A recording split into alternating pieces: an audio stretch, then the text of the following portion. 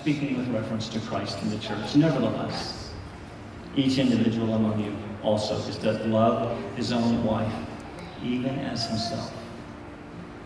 Jad, you have the wonderful, rigorous, challenging example of Christ himself.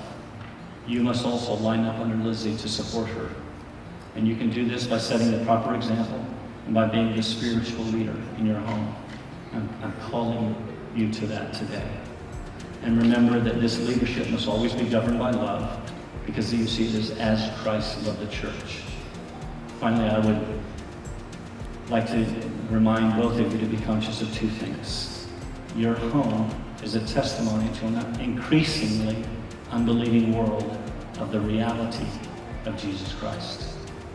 And second, remember that the closer you draw toward God because you love him first, of necessity, the closer you will draw toward one another. Jad, do you take this woman whose hand you now hold to be your wedded wife? Do you solemnly promise before God and these witnesses that you will love, honor, and cherish her, and that forsaking all others for her alone, you will faithfully perform to her all the duties which a husband owes to a wife, so long as you both shall live? Lizzie, do you take this man whose hand you now hold to be your wedded husband? Do you solemnly promise before God and these witnesses that you will love, honor, and cherish him, and that forsaking all others for him alone, you will faithfully perform to him all the duties which a wife owes to a husband, so long as you both shall live? And so, Jad, you may now kiss your bride.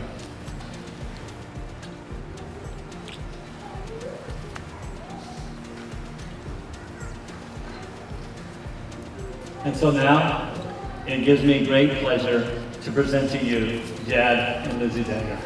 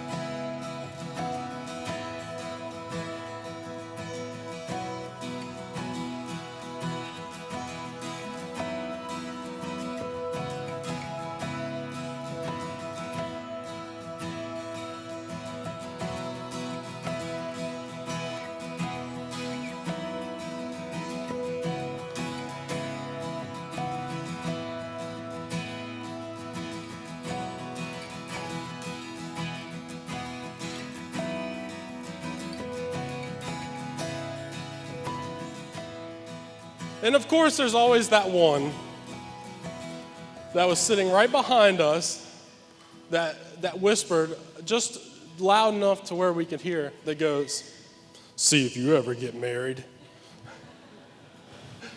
Little did she know that he was already engaged. And he turns around and he goes, "Well, I am, so." And I loved it so much. It was the best. It was awesome. It truly was awesome. But Jad, I just want to let you know that if you ever get, in a dispute with Lizzie or anything like that, and she says, "Go sleep on the couch," and the couch just isn't comfortable enough, so you try the floor. And the floor isn't comfortable enough, so you go outside and try to sleep next to the hobo at the corner. And he's not very nice. Then I guess I always have a spot for you, buddy. Thank you. Lizzie and I decided it was a really good idea, because we both like to be pranksters, to just go buy a 7-pound live crab and bring it to Jad as a gift. So before he got a dog as a pet, we tried to give him a crab. He was not a fan, unfortunately, and that crab became Caleb's dinner. So I'm so thankful for both of them. I'm thankful for Lizzie's playful spirit, and I can't wait to watch it play out, because it's going to be hilarious. I'm going to pray for you, Jad, because at times it's like, what just happened?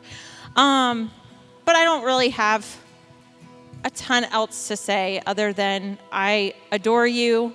I'm thrilled she's joining your family. And you guys are some of my favorites.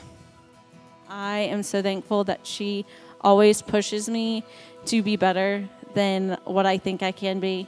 And she's just an amazing person. And I am so thankful that an equally amazing person is with her. And I got to spend 3 months with them unexpectedly. So I got to learn a lot about Jad. Jad got to see a lot of me, which I don't know if he liked or didn't like. But, quarantine happened, and it has a lot of memories. We got to go get Pippa, which is their dog, and that was a great trip. And I got to talk to Jad when Liz would sleep. So I will not change any of those memories, and I wouldn't if I could. And I love you both, and I can't wait to see everything that happens.